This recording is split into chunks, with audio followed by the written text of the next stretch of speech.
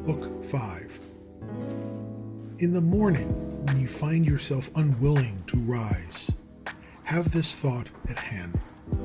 I arise to the proper business of man, and shall I repine at setting about that work for which I was born and brought into the world? Am I equipped for nothing but to lie among the bedclothes and keep warm? But you say it is more pleasant so. Is pleasure then the object of your being, and not action and the exercise of your powers? Do you not see the smallest plants, the little sparrows, the ants, the spiders, the bees, all doing their part and working for order in the universe as far as in them lies? And you will refuse the part in this design which is laid on man? Will you not pursue the course which accords with your own nature? You say, I must have rest, assuredly, but nature appoints a measure for rest, just as for eating and drinking. In rest, you go beyond these limits, and beyond what is enough. But in action, you do not fill the measure, and remain well within your powers. You do not love yourself. If you did, you would love your nature and its purpose. Others who love the art that they have made their own exhaust themselves with laboring at it, unwashed and unfed. But you honor your own nature less than the carver honors his carving, less than the dancer honors his dancing, the miser his gold, or the vain man his empty fame. These men, when desire takes them, count food and sleep well lost if they can better realize the object of their longings. And shall the pursuit of the common good seem less precious in your eyes and worthy of a lesser zeal?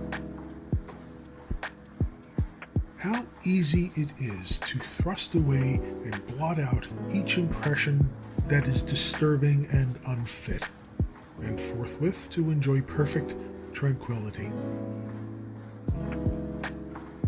Judge no speech or action unworthy of you, which is consistent with nature.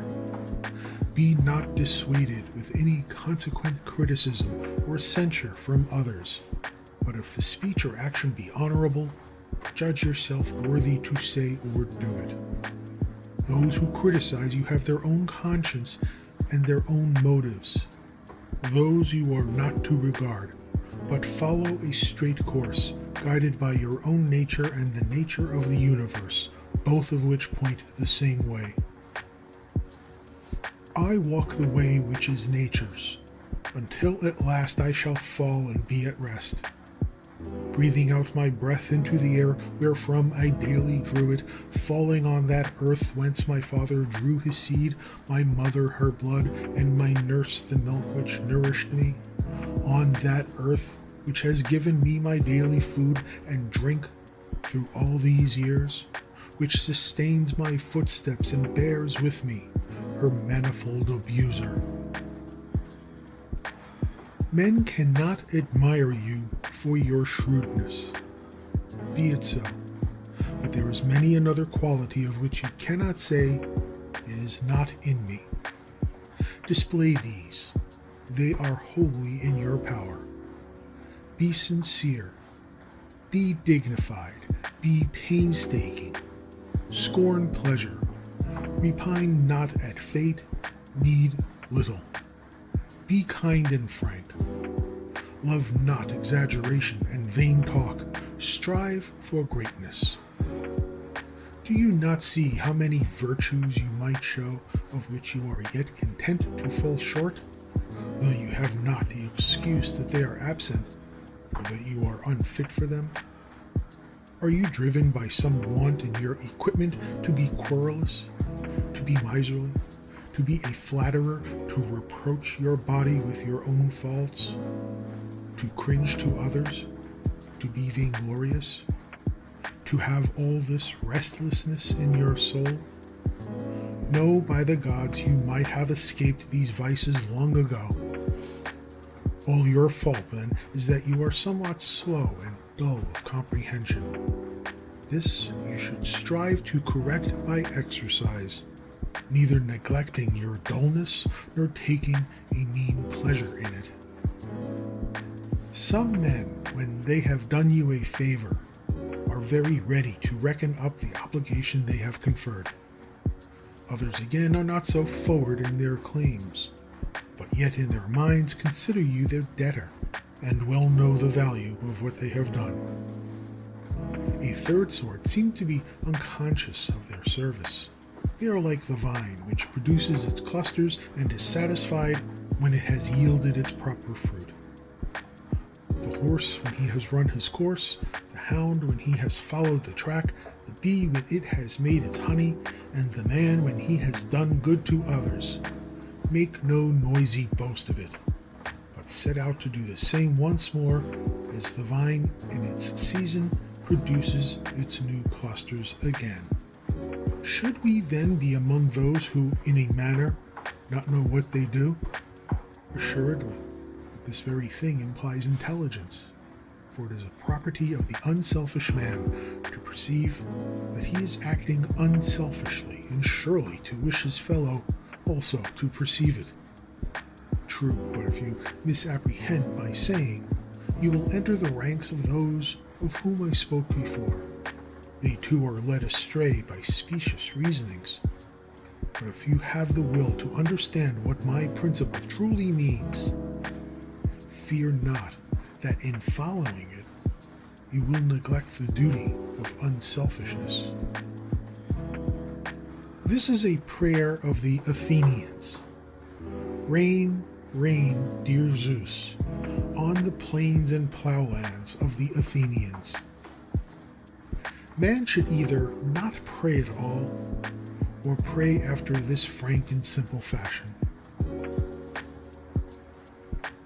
Just as one says that Aesculapius had prescribed a course of riding for someone, or the cold bath, or walking barefooted, so it may be said that the guiding mind prescribes for a man disease, or mutilation, or losses, or the like. Prescribed, in the first case, means that such treatment was enjoined on the patient as might coincide with the needs of his health. In the second, it means that each man's fortune is appointed to coincide with the purposes of fate. Now, the very word coincidence implies something like that correspondence of squared stones in a wall or pyramid, which workmen speak of when they fit them together in some structure. All things are united in one bond of harmony, and just as all existing bodies go to make the visible world what it is, so destiny, as the general cause, is compounded of all particular causes. The most unphilosophical grasp my meaning, for they say, fate gave this to so-and-so.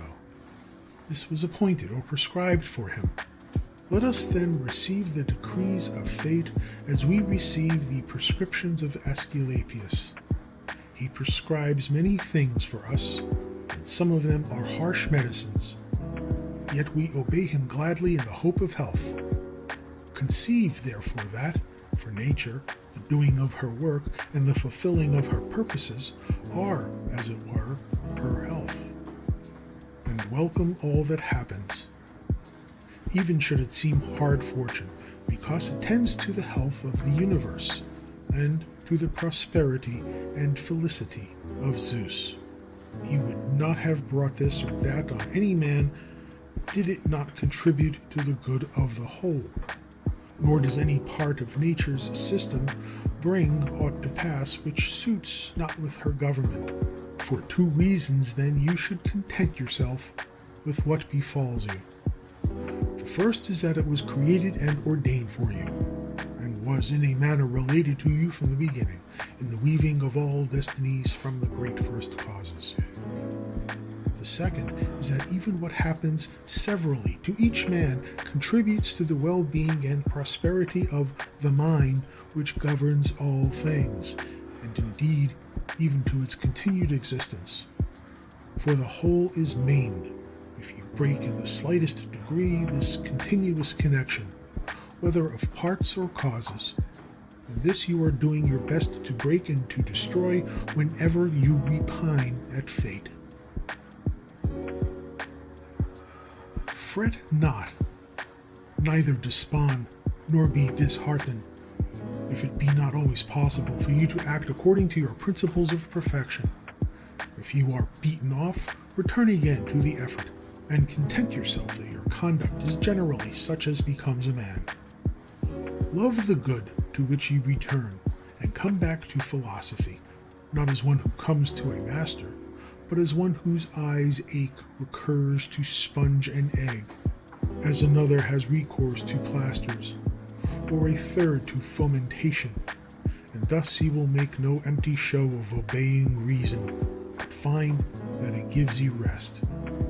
Remember that philosophy demands no more than what your nature requires, but you are wont to desire other things which accord not with your nature. For what, you say, can be more delightful than such things?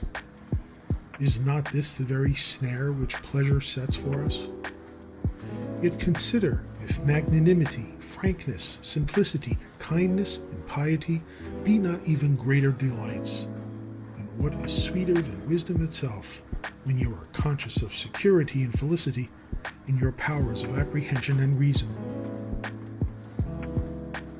The natures of things are so covered up from us, that to many philosophers, and these no mean ones, all things seem incomprehensible. The Stoics themselves own that it is difficult to comprehend anything with certainty. All our assent is inconsistent, for where is the consistent man? Consider too the objects of our knowledge, how transitory they are, and how mean, how often they are in the possession of the debauchee, of the harlot, of the robber. Review again the morals of your contemporaries. It is scarcely possible to tolerate the best mannered among them, not to say that a man can scarcely tolerate himself. Amid such darkness and filth, in this perpetual flux of substance, of time, of motion, and of things moved, I can perceive nothing worthy of esteem or of desire. On the contrary, we should comfort ourselves as we await our natural dissolution, and not be vexed at the delay, but find rest in these thoughts. First, that nothing can befall us which is not in accord with the nature of all things. Second, that it is always in our power not to do anything against the divine spirit within us. To this no force can compel us. To what end am I using my soul? Let me examine myself as to this on all occasions, and consider what is passing now in that part of me which men call the ruler of the rest. Let me think too, whose is the soul that I have? Is it a child's? Is it a youth's, a timorous woman's, or a tyrant's? The soul of a tame beast or of a savage one? Of what value the things are, which the many account good, you may judge from this. If a man has conceived certain things, such as prudence, temperance, justice, or courage, to be good in the real sense, he cannot, while he is of this mind, readily listen to the traditional jibe about a superabundance of good things. It will not fit the case.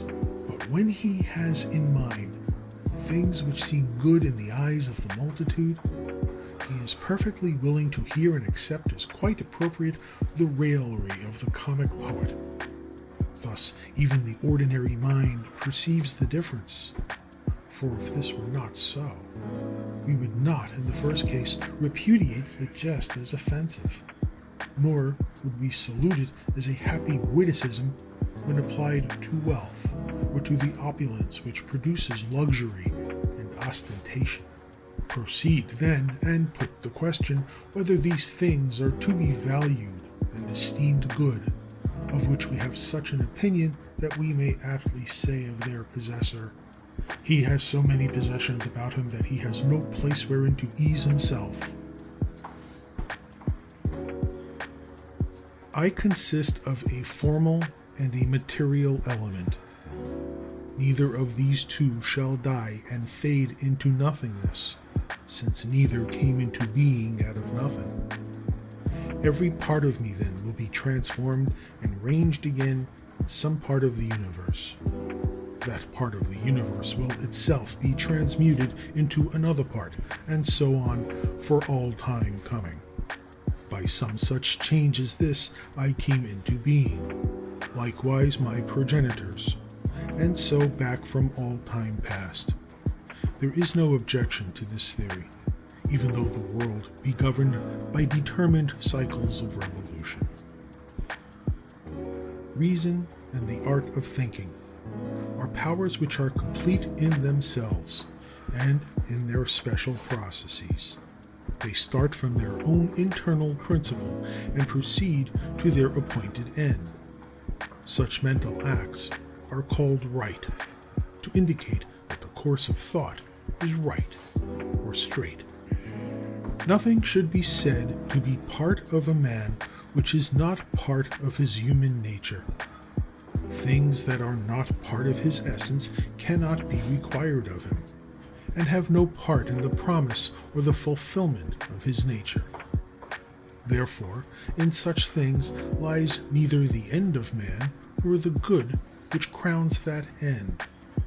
Moreover, if anything were really part of a man, it would not be proper for him to despise it or revolt against it, nor would he be praiseworthy who made himself independent thereof. If non-essential things were indeed good, he could be no good man who stinted himself in the use of them. But, as we see, the more a man goes without them, and the more he endures the want of them, the better a man he is. The character of your most frequent impressions will be the character of your mind. The soul takes color from its impressions. Therefore, steep in it such thoughts as these. Wherever a man can live, he can live well. A man can live in a court, therefore he can live well there. Again, everything works towards that for which it was created. That to which anything works is its end, and in the end of everything is to be found the advantage and the good of it. Now, for reasoning beings, society is the highest good, for it has long since been proved that we were brought into the world to be social. Nay, was it not manifest that the inferior kinds were formed for the superior, and the superior for each other? Now the animate is superior to the inanimate, and beings that reason to those that only live. To pursue impossibilities is madness, and it is impossible that the wicked should not act in some such way as this. Nothing can befall any man which he is not fitted by nature to bear. The like events befall others, and either through ignorance that the event has happened, or from ostentation of magnanimity, they stand firm and unhurt by them. Strange, then, that ignorance or ostentation should have more strength than wisdom. Material things cannot touch the soul at all, nor have any access to it. Neither can they bend or move it. The soul is bent or moved by itself alone, and remodels all things that present themselves from without in accordance with whatever judgment it adopts within. In one respect, man is nearest and dearest to me, insofar that is, as I must do good to him and bear with him.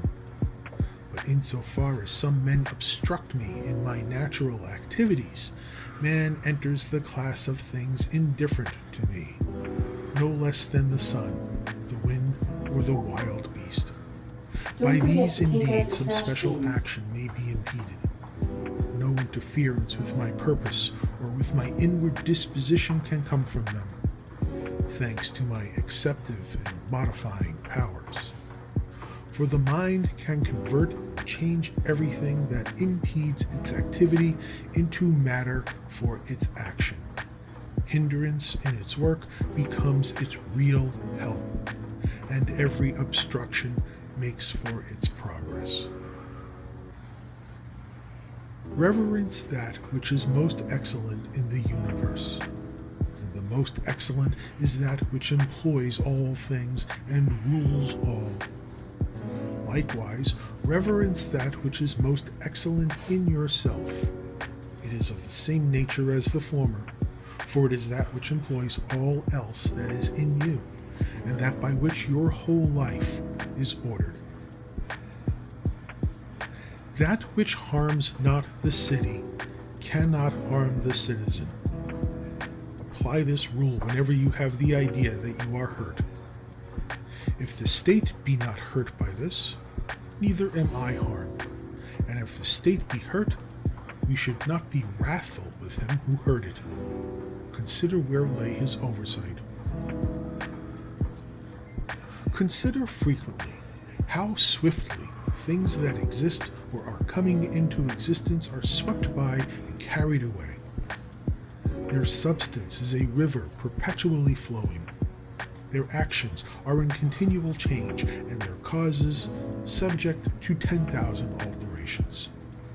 Scarcely anything is stable, and the vast eternities of past and future, in which all things are swallowed up, are close upon us on both hands. Is he not then a fool who is puffed up with success in the things of this world, or is distracted or worried, as if he were in a time of trouble likely to endure for long?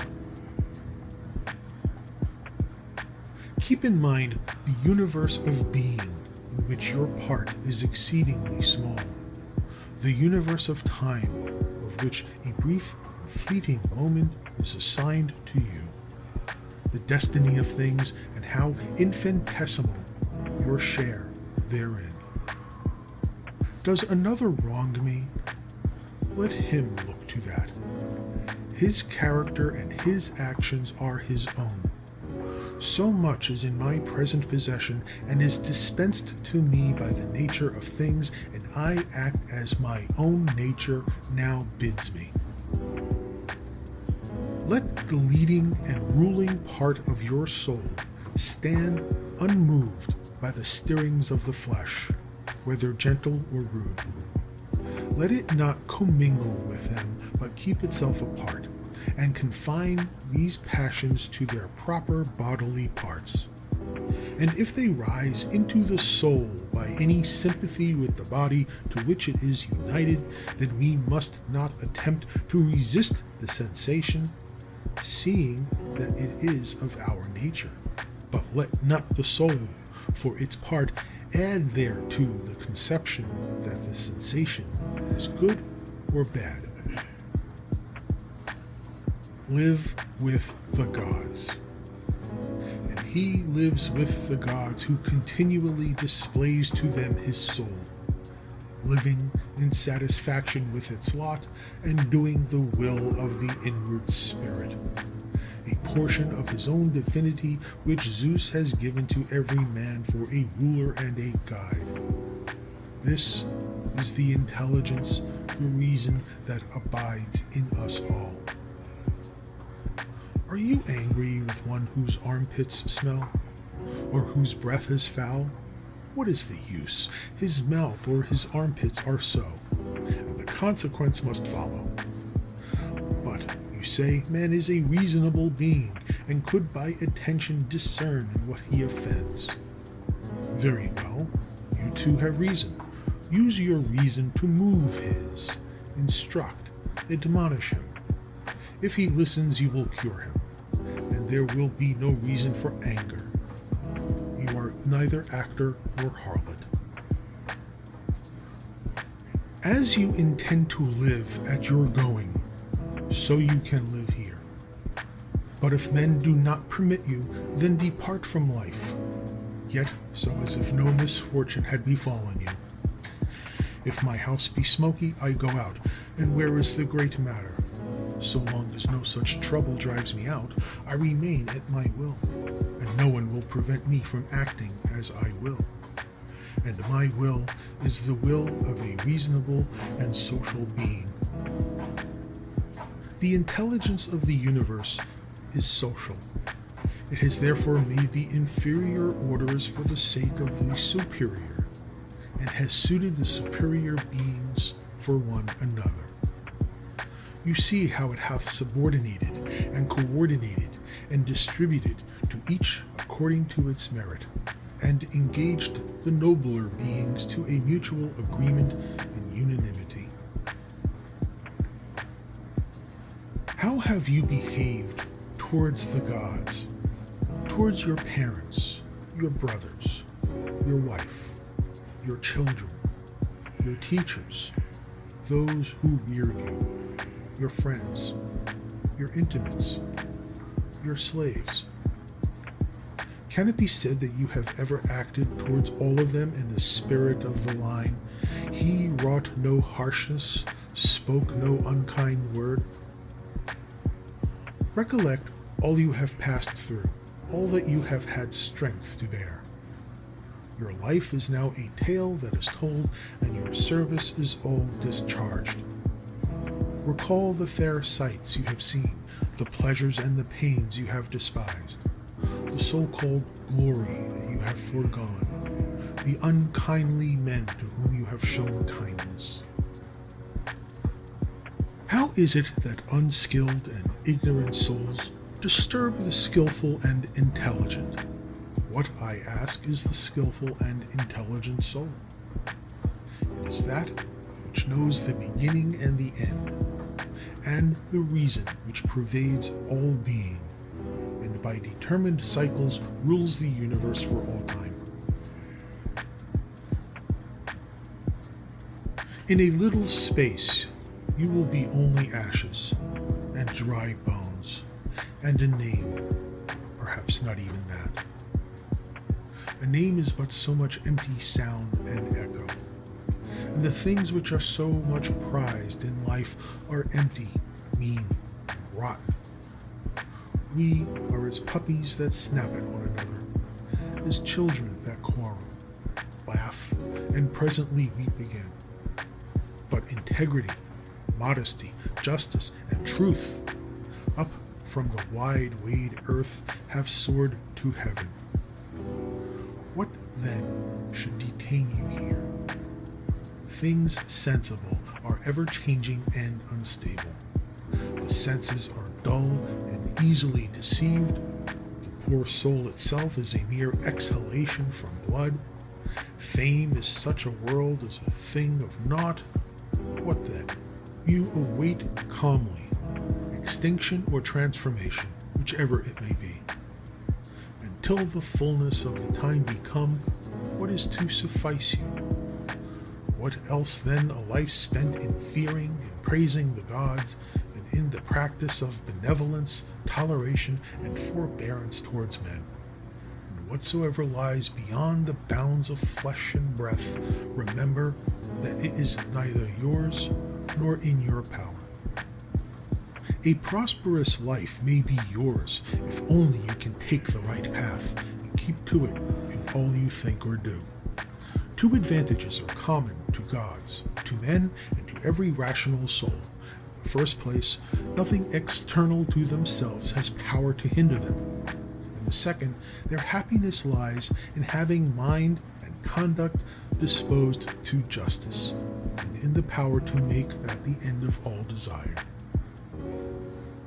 If the fault be not my sin, nor a consequence of it, if there be no damage to the common good, why am I perturbed about it? Wherein is the harm to the common good? Be not incautiously carried away by sentiment, but aid him that needs it according to your power and his desert. If his need be of the things which are indifferent, think not that he is harmed thereby, for so to think is an evil habit. But, as in the comedy, the old man begs to have his foster child's top for a keepsake, though he knows well that it is a top and nothing more. So should you act also in the affairs of life. You mount the rostra and cry aloud, "O man, have you forgotten what is the real value of what you seek?" No, but the many are keen in their pursuit of it.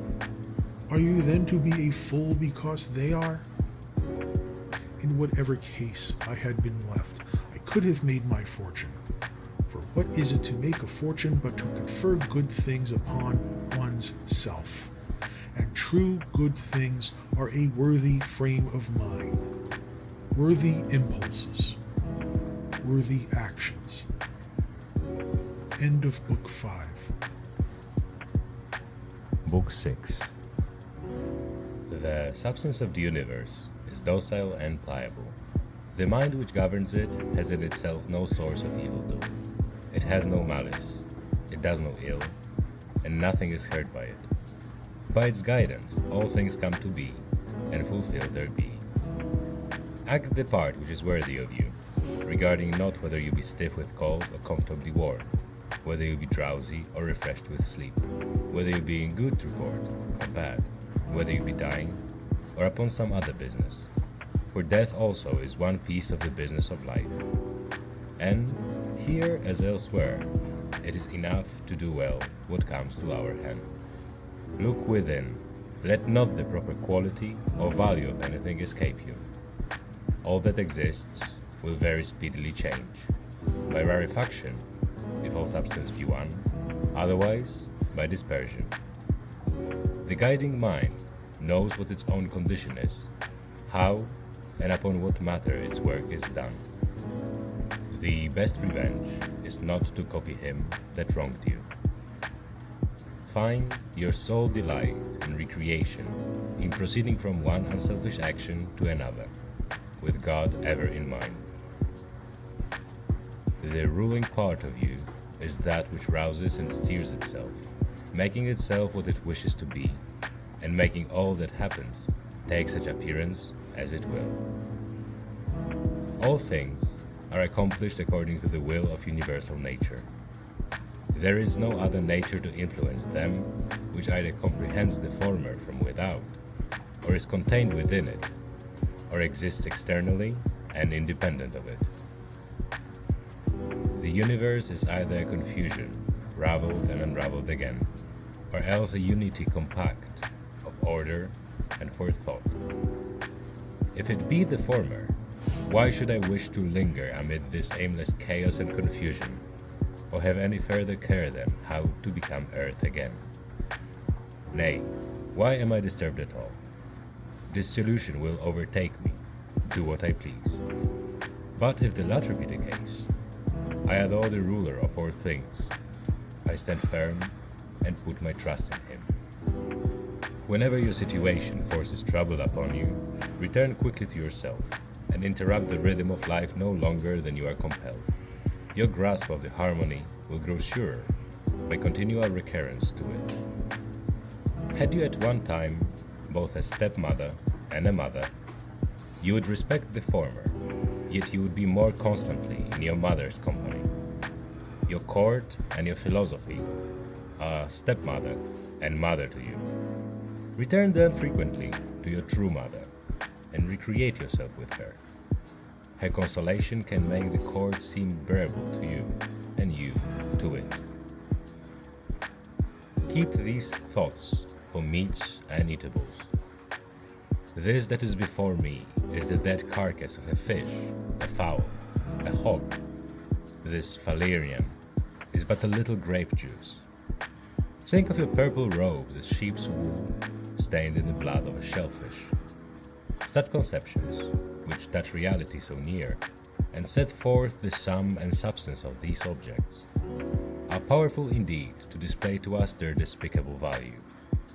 In this spirit we should act throughout life, and when things of great apparent worth present themselves, we should strip them naked, view their meanness, and cast aside the glowing description which makes them seem so glorious. Vanity is a great sophist, and most imposes on us when we believe ourselves to be busy about the noblest ends. Remember the saying of Crates about Xenocrates himself. Most objects of vulgar admiration may be referred to certain general classes. There are first those which hold together by cohesion or by some organic unity, such as stone, timber, figs, vines, or olives. The things which men a shade more reasonable admire are referred to the class which possesses animal life, such as is seen in flocks and herds. When man's taste is still more cultured, his admiration turns to things which can show a rational intelligence. But he admires this intelligence not as a universal principle, but only so far as he finds it expressed in art or industry, or indeed, sometimes merely so far as it is exhibited by his retinue of artist slaves. But he who values rational intelligence as a universal thing and as a social force will care nothing for these other objects of admiration. He will, above all things, strive to preserve his own mind in all its rational and social instincts and activities, and to this end he will cooperate with any of his kind. Some things hasten into being, some hasten to be no more. Even as a thing is born, some part of it is already dead. Flux and change are constantly renewing the world, just as the unbroken flow of time ever presents to us some new portion of eternity. In this vast river, on whose bosom there is no tarrying, what is there among the things that sweep by us that is worth the prizing? It is as if a man grew fond of one among a passing flight of sparrows, when already it had vanished from his sight. Our life itself is much like a vapor of the blood, or a drawing in of air. Our momentary actions of inhalation and exhalation are one in kind with that whole power of breathing which, yesterday and the day before, we received at birth, and which we must restore again to the source from whence we drew it. It is a small privilege to transpire like plants, or even to breathe as cattle or wild beasts do, to feel the impressions of sense, to be swayed like puppets by passion, to herd together and to live by bread. All this is no great thing. There is nothing here superior to our power of discharging our superfluous food. What then is of value? To be received with clapping of hands? No.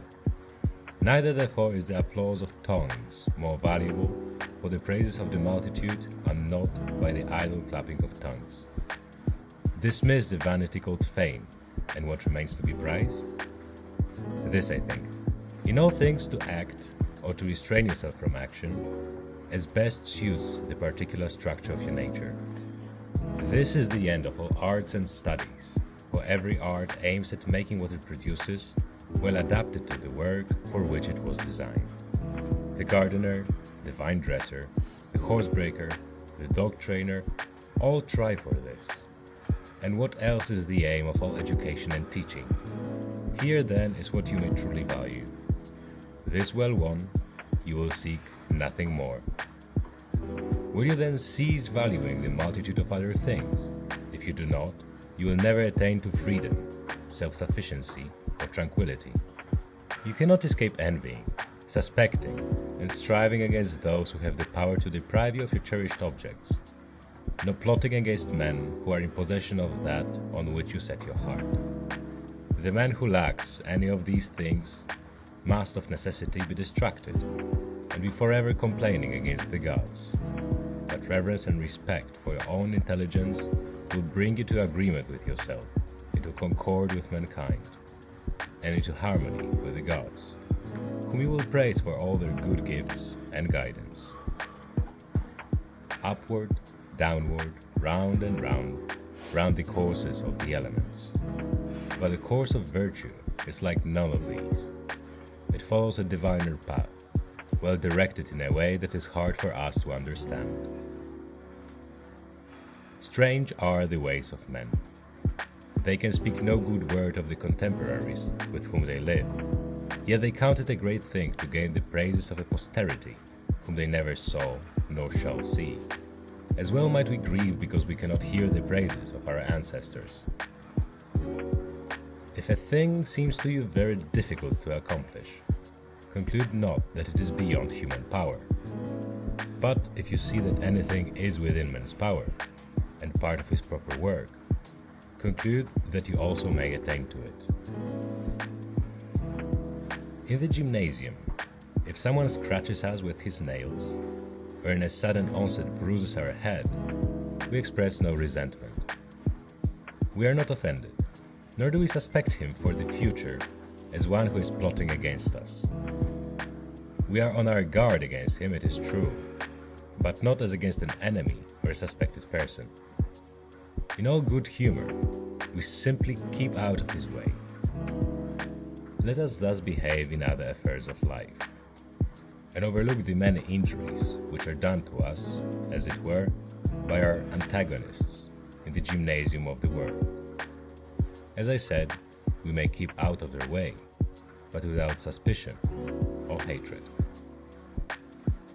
If anyone can convince or show me that I am wrong in thought or deed, I will gladly change. It is truth that I seek, and truth never yet hurt any man. What does hurt is persistence in error or in ignorance. I do my duty, and for the rest, am not distracted by anything which is inanimate or irrational, or which has lost or ignores the proper way. Use the brute creation, and also all material things, in the spirit of magnanimity and freedom, which becomes him who has reason in using that which has it not. Towards men who have reason, act in a social spirit.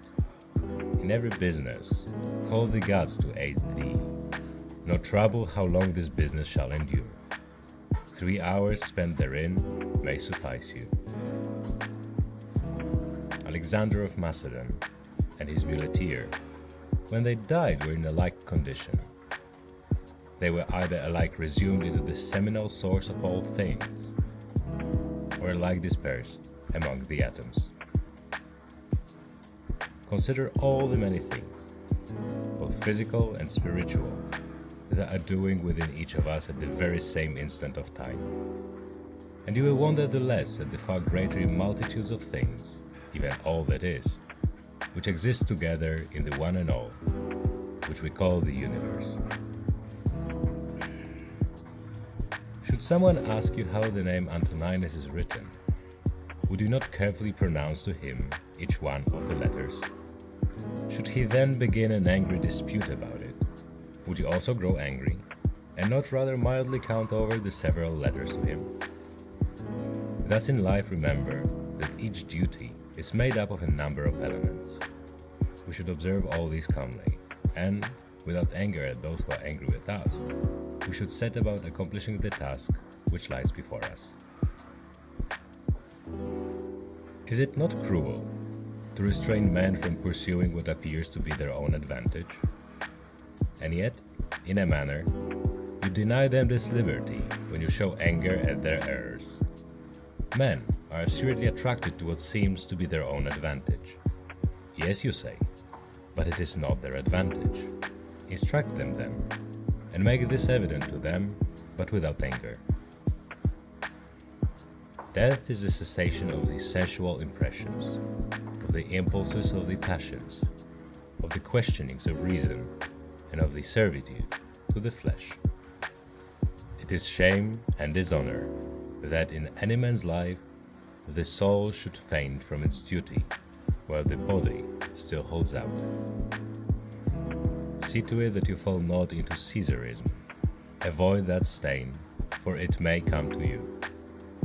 Guard your simplicity, your goodness, your sincerity, your dignity, your reticence, your love of justice, your piety, your kindliness, your affection for your kin, and your constancy to your duty. Endeavor earnestly to continue such as philosophy would make you. Reverence the gods and help mankind. Life is short, and the one fruit of it in this world is a pure mind and unselfish conduct. Be in all things the disciple of Antonine.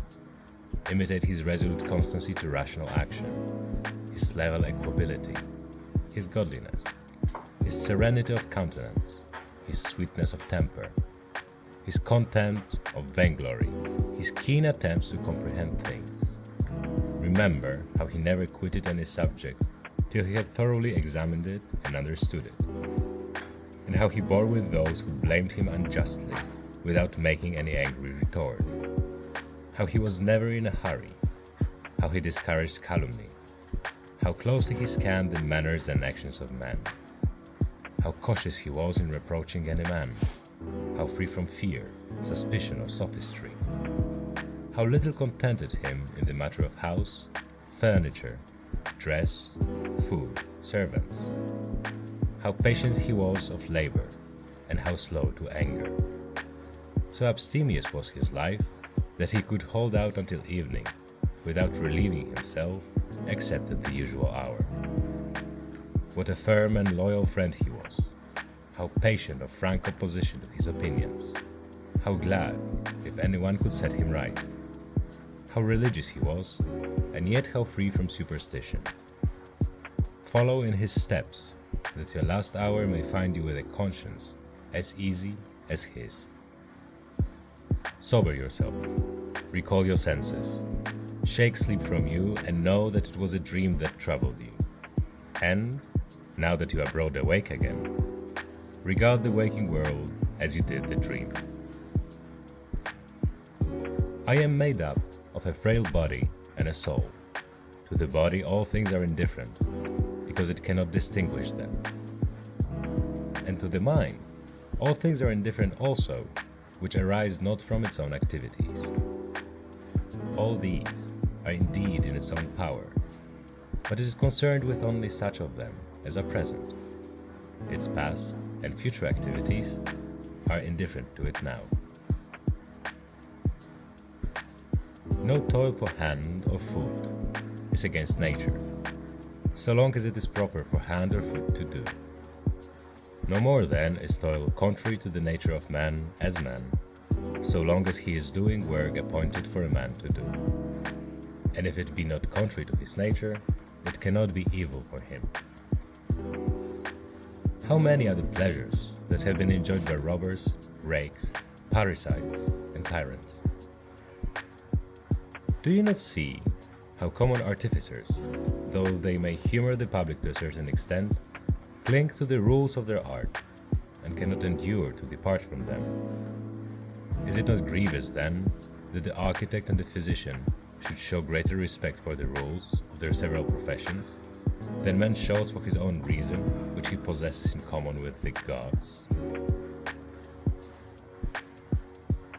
Asia and Europe are mere corners of the universe. The whole sea is but a drop, Athos a clod. All the present is but an instant in eternity. All things are small, changeable, and fleeting. Everything proceeds from the universal intelligence, either directly or as a consequence. Thus the jaws of lions, poisons, all evil things such as thorns or mire, are the consequences of the grand and the beautiful. Do not then imagine that they are foreign to that which you revere, but consider well the source of all things. He who has seen the present has seen all that either has been from all eternity or will be to all eternity, for all things are alike in kind and form. Consider frequently the connection of all things in the universe and their relation to each other. All things are in a manner intermingled with one another, and are therefore mutually friendly. For one thing comes in due order after another, by virtue of local movements, and of the harmony and unity of the whole. Adapt yourself to the things which your destiny has given you. Love those with whom it is your lot to live, and love them with sincere affection. A tool, an instrument, a utensil, is in good case when it is fit for its proper work, yet its maker remains not by it. But within the organisms of nature there remains and resides the power which made them. You ought therefore to reverence this power the more, believing that if you act in deference to its will, all will happen to you in reason, for so in reason the universe ranges all. Whenever we imagine that anything which lies not in our power is good or evil for us, If the evil befall us, or if we miss the good, we inevitably blame the gods and hate the men who are, or whom we suspect to be, the cause of our disaster or our loss. Our solicitude about such things leads to much injustice. But if we judge only the things that are in our power to be good or evil, there is no reason left for accusing the gods or for hating men. We are all cooperating in one great work, some with knowledge and understanding, others ignorantly and without design. It is in this sense, I think, that Heraclitus says that men are working even while they sleep, working together in all that is being done in the universe. Each works in a different way, and even those contribute abundantly who murmur and try to oppose and to frustrate the course of nature. The world has need even of such as these. It remains then for you to make sure which is the class in which you rank yourself. The presiding mind will assuredly use you to good purpose, one way or another, and will enlist you among its laborers and fellow workers. But see to it that the part that falls to you lie not in the vulgar comic passage of the play, of which Chrysippus has spoken.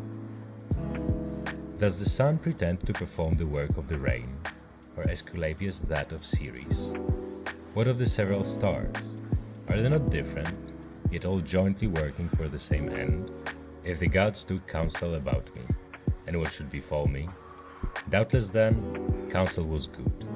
It is difficult to imagine gods wanting in forethought, and what could move them to do me wilful harm? What advantage would thence accrue, either to themselves or to the universe, which is their special care?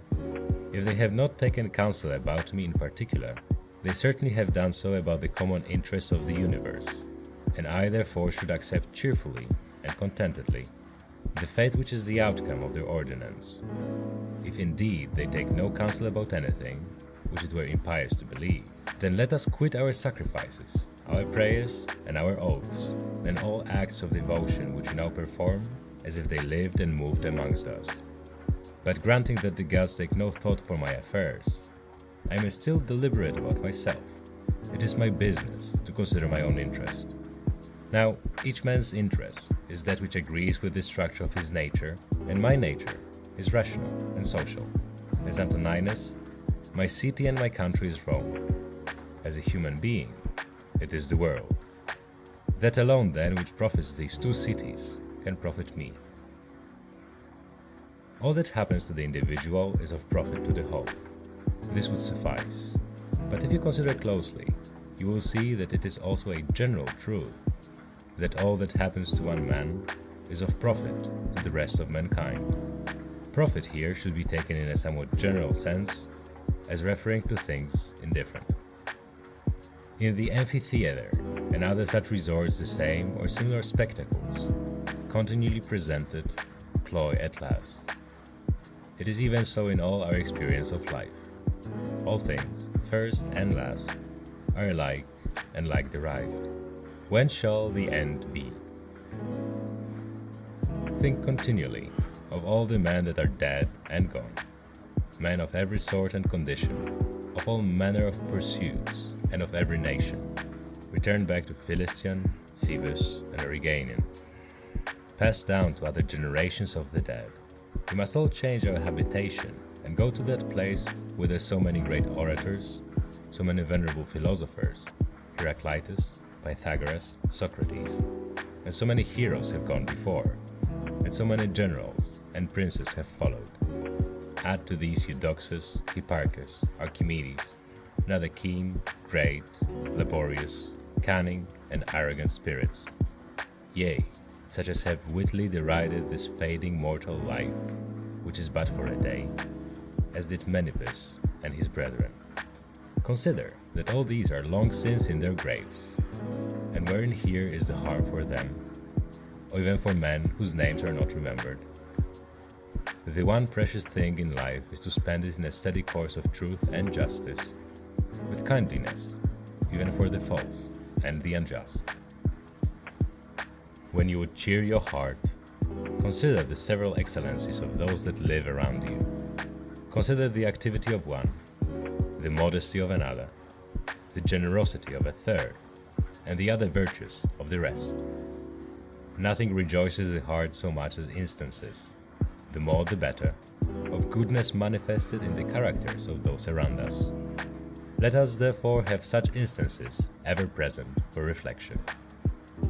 Are you grieved that you weigh only these few pounds and not 300?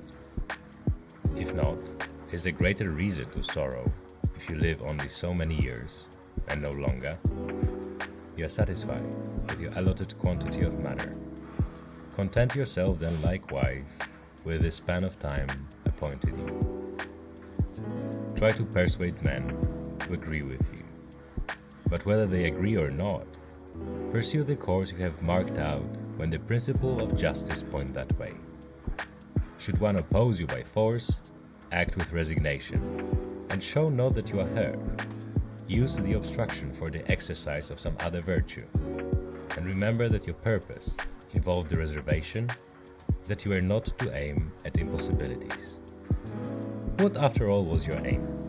To make some good effort, such as this. Well then you have succeeded, even though your first purpose be not accomplished. The vainglorious man places his happiness in the actions of others. The sensualist finds it in his own sensations. The wise man realizes it in his own word. You have it in your power to form no opinion about this or that, and so to have peace of mind. Things material have no power to form our opinions for us. Accustom yourself to attend closely to what is said by others, and as far as possible to penetrate into the mind of the speaker. What profits not the swarm, profits not the bee. If the sailors revile their pilot, or the sick their physician, whom will they follow or obey? And how will the one secure safety to the crew, or the other health to the patients? How many who entered the world with me are already departed? To the jaundiced, honey seems bitter, and water is a thing of dread to those bitten by mad dogs. To boys a ball is a glorious thing. Why then am I angry? Has error in the mind less power than little bile in the jaundiced, or little poison in him who is bitten? No man can prevent you from living according to the plan of your nature, and nothing can befall you which is contrary to the plan of the nature of the universe. Consider what men are, whom they seek to please, what they expect to gain, and how they go about to compass their ends. Think how soon eternity will shroud all things, and how much is already shrouded. End of Book 6.